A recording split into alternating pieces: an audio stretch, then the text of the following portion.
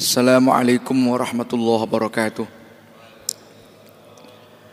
Alhamdulillah, salatu wassalamu ala rasulillah Sayyidina wa maulana Muhammadin sallallahu alaihi wasallam wa ala alihi wa sahbihi wa man tabi'ahu wa walah, la hawla wa la quwata illa billah, amma ba'd. Bapak-bapak, para pimpinan di lingkungan STIK PTIK yang kami hormati, hadirin hadirat yang dimuliakan Allah Subhanahu wa taala. Mari kita sama-sama menyampaikan puji dan syukur kehadirat Allah dengan mengucapkan alhamdulillah wa syukrulillah. Kita masih diberikan kesempatan oleh Allah melakukan aktivitas dengan diawali mendekatkan diri kepada Allah di Masjid Darul Ilmi ini. Mudah-mudahan kita semua senantiasa mendapatkan rahmat kasih sayang Allah Subhanahu wa taala. Amin ya rabbal alamin. Bapak-bapak, ibu-ibu yang kami hormati, pada kesempatan kali ini saya akan membacakan salah satu hadis Rasulullah sallallahu alaihi wasallam. Anna Nabiyya sallallahu alaihi wasallam qala kana fi man kana qablakum rajulun qatala tis'atan wa tis'ina nafsan. Dulu ada seorang laki-laki yang pernah membunuh 99 orang. Jadi enggak tanggung-tanggung membunuh 99 orang. Fasa'ala an a'lami ahlil ardi, kemudian bertanya kepada orang yang dianggap paling pinter di daerah itu. Fadulla ala rohibin, maka ditunjukkan ada seorang rohib, seorang tokoh agama. Fa'atahu, maka kemudian dia mendatangi tokoh agama itu. Faqala, maka diceritakan, maka dia mengatakan innahu qatala tis'atan wa tis'ina nafsan fahallahu min taubatin. Dia pernah membunuh 99 orang. Apakah ada peluang untuk bertaubat? Pertanyaannya luar biasa ini. Apakah orang yang pernah membunuh 99 orang itu ada peluang bertaubat? Faqala, maka tokoh agama tadi menjawab, la, tidak. Faqatalahu fakammala bihi mi'atan, maka kemudian ustadznya tadi, tokoh agamanya tadi langsung dibunuh lagi. Fakammala, maka menjadi sempurna, bihi mi'atan, menjadi 100. Jadi karena enggak ada peluang, maka langsung tokoh agama tadi yang menjawab dibunuh juga menjadi 100. Summa sa'ala an a'lami ahlil ardi, kemudian bertanya lagi kepada orang pintar lagi. Fadulla ala rajulin alimin, maka dikasih tahu di sana ada seorang yang alim, bijaksana.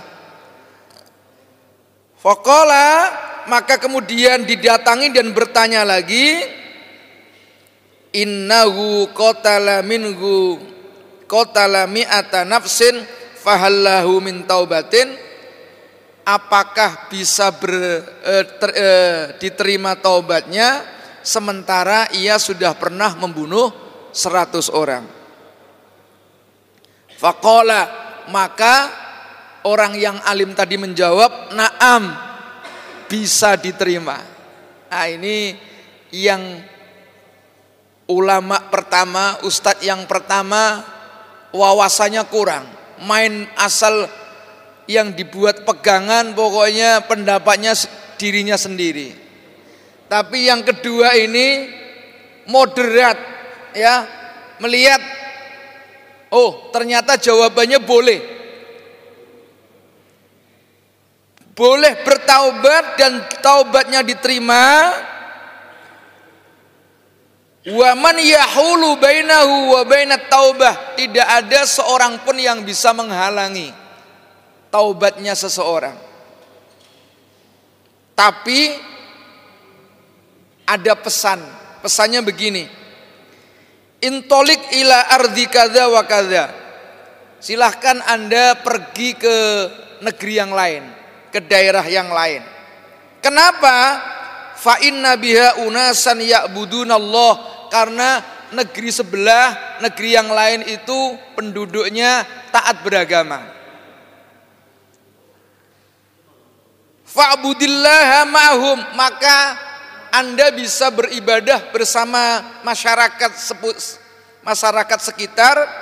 Wala tarji'u ila ardika fa innaha ardhusu, jangan engkau kembali ke daerahmu karena daerahmu itu daerah hitam.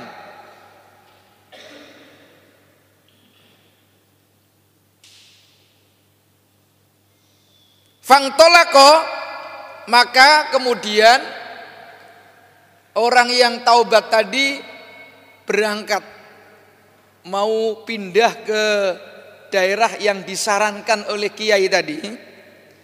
Tapi hatta idza nasafat thoriq atahul maut, begitu dalam perjalanan meninggal. Ketika meninggal, apa yang terjadi? Fahtasomat fihi malaikatur rahmah wa malaikatul azab, maka malaikat rahmat dan malaikat azab itu ribut sendiri nih. Apa katanya? Faqalat malaikatur rahmah, kata malaikat rahmat, ja'a taiban mukbilan biqalbihi ilallah ta'ala, orang ini sudah betul-betul tobat, saya akan bawa ke surga. Ini kata malaikat rahmat. Sementara faqalat malaikatul azab, kata malaikat azab ngomong begini, innahu lam ya'mal khairu qattu, dia belum pernah sama sekali beribadah kepada Allah, baru tobat doang, belum pernah ibadah. Fa'atahum malakun fi suratin adamiyyin faja'alu bainahum hakaman, maka ada malaikat datang yang akan menjadi hakam. Hakam itu wasit. Udah, kamu malaikat azab, kamu malaikat rahmat, gak usah ribut-ribut. Begini aja, kisu bainal ardhaini, ukur saja jarak dari dua daerah tersebut. Fa ila ayyihima kana fahuwan lahu, maka mana yang paling dekat dialah yang berhak. Kalau diukurnya dekat kepada daerah yang baik, maka itu haknya malaikat rahmat. Kalau ukurannya lebih dekat kepada daerah alsal, maka itu haknya malaikat azab. Begitu diukur, maka ternyata lebih dekat daerah yang baik. Dalam satu riwayat yang lain disebutkan buminya itu menggeser sendiri, itu didekatkan dengan bumi atau daerah yang orang-orangnya baik. Nah, hadis ini bisa kita ambil sebuah pelajaran. Pertama, sebesar apapun dosanya, kalau seseorang itu ada niatan untuk kembali ke jalan Allah, maka masih ada peluang. Dengan catatan satu, belum sampai nyawanya itu ada di tenggorokan. Artinya sudah mau mati baru taubat. Yang nomor dua, sebelum terbit matahari terbit dari barat. artinya sudah mau kiamat, itu masih ada peluang kita ini bertaubat kepada Allah sekalipun dosanya itu besar. Itu yang pertama. Yang kedua, kita dalam memberikan pandangan kepada masyarakat itu harus mendahulukan memberikan harapan kepada siapapun. Pada dasarnya manusia itu punya potensi untuk baik sekalipun sekarang kondisinya jahat. Karena apa? Fitrahnya manusia itu pada dasarnya baik.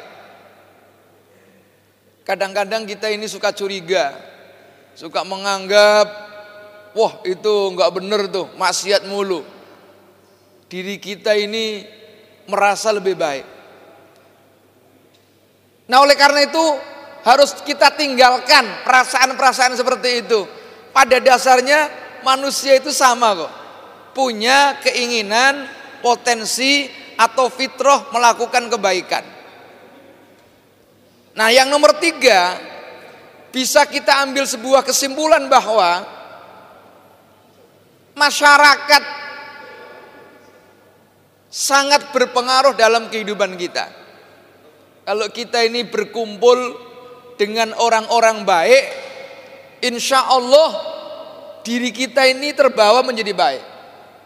Katakanlah kita berkawan nih, kalau sekolah begini, kalau kumpulannya ini rajin sholat, insya Allah kita ini akan rajin sholat. Tapi kalau kumpulan kita misalnya dengan kawan-kawan yang nggak beres ini, loh alamat itu, ya alamat. Misalnya orang yang pernah mabok, itu kalau kumpulannya masih dengan orang-orang yang sama, teman-teman yang suka mabok akan kembali. Tapi kalau kumpulannya dengan orang-orang yang baik, insya Allah kita ini akan menjadi orang baik. Dan ini sebagai calon pemimpin harus dijadikan pelajaran hadis ini. Kita enggak boleh galak-galak kepada masyarakat. Ya, kita harus bijaksana kepada masyarakat. Kalau memang ada peluang baik, akan lebih baik kita berikan ya harapan ampunan kepada mereka sekalipun mereka itu berbuat salah. Jadi kasih sayang kita itu harus kita dahulukan ketimbang marah kita. Memang marah itu juga manusiawi. Mungkin dalam menghadapi masyarakat yang melakukan demonstrasi, kadang-kadang kan emosi juga kita menghadapi masyarakat. Nah oleh karena itu yang harus didahulukan adalah kasih sayang dulu. Ya, insya Allah melalui pendekatan-pendekatan kasih sayang ini mereka akan tersadarkan. Tetapi kalau orang marah lalu dilawan dengan marah, bisa lempar jumrah akobah itu pakai batu itu. Yang satu takbir, Allahu Akbar, ngelempar batu kok pakai takbir itu. Ini kan nggak bener nih. Lalu kita nggak terima, balaslah orang itu, sami Allahu liman hamidah misalnya. Dilempar pakai Allahu Akbar, dibalas pakai sami Allahu liman hamidah, nggak selesai. Nah oleh karena itu pendekatan-pendekatan ya secara baik itu perlu dipertimbangkan dalam memutuskan masalah. Sebagaimana ulama yang ada yang diceritakan pada hadis yang saya bacakan tadi, ulamanya bijaksana, ulamanya mendekati umat itu dengan kasih sayang. Jadi menentukan itu bi'aini rahmah, dengan mata penuh kasih sayang. Tapi kalau mendahulukannya dengan emosi, ya, atau dengan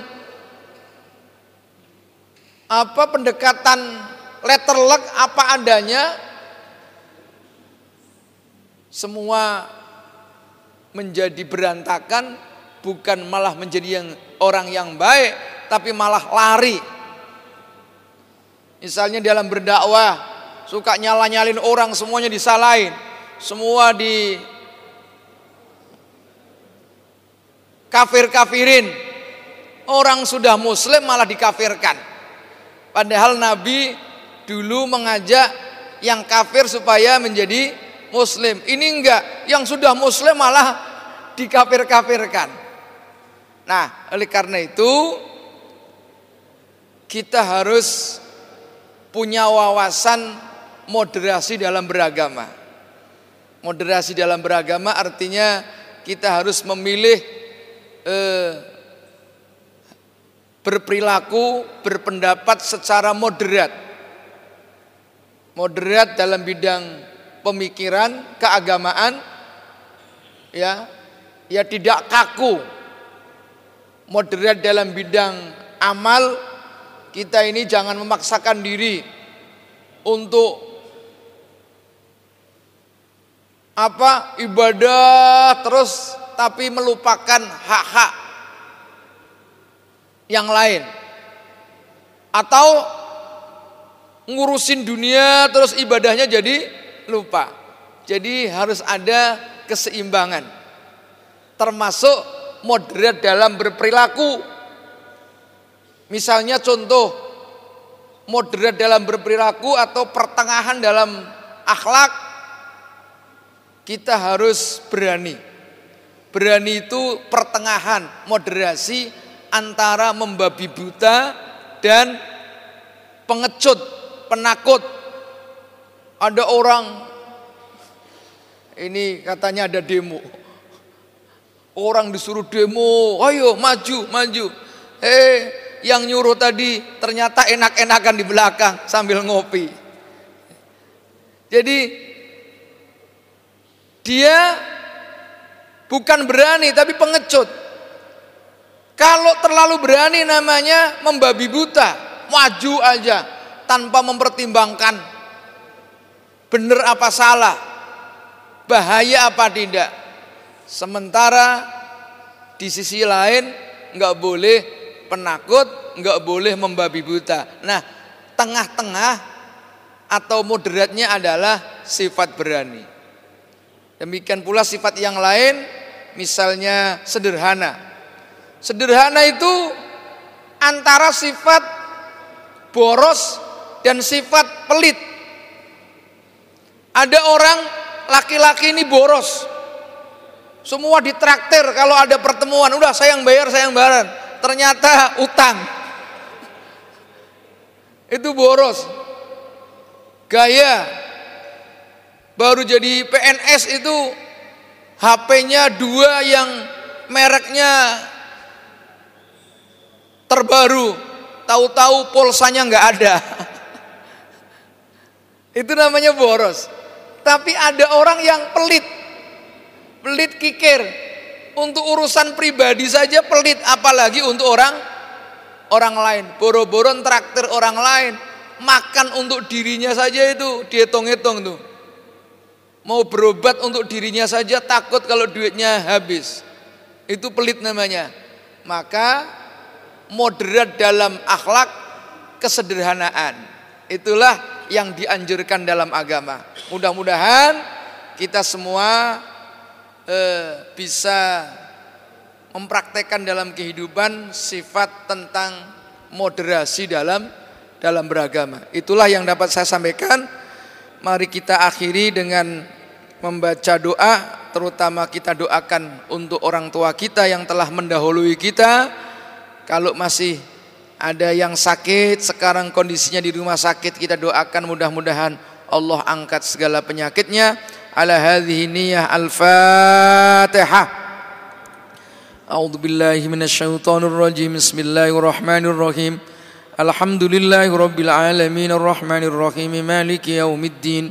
إياك نعبد وإياك نستعين اهدنا الصراط المستقيم صراط الذين أنعمت عليهم غير المغضوب عليهم ولا الضالين آمين. بسم الله الرحمن الرحيم الحمد لله رب العالمين حمدا يوافي نعمه ويكافئ مزيدا يا ربنا لك الحمد كما ينبغي لجلال وجهك الكريم وعظيم سلطانك اللهم اغفر لنا ذنوبنا ولوالدينا وارحمهم كما ربونا صغارا ولجميع المسلمين والمسلمات والمؤمنين والمؤمنات الأحياء منهم والأموات اللهم إنا نسألك العفو والعافية والمعافاة في الدين والدنيا والآخرة والفوز بالجنة والنجاة من النار ربنا آتنا في الدنيا حسنة وفي الآخرة حسنة وقنا عذاب النار وصلى الله على سيدنا محمد وعلى آله وصحبه أجمعين سبحان ربك رب العزة عما يصفون وسلام على المرسلين والحمد لله رب العالمين. Terima kasih, kurang lebihnya mohon maaf. Wallahul muwaffiq ila aqwamit thoriq. Wassalamualaikum warahmatullahi wabarakatuh.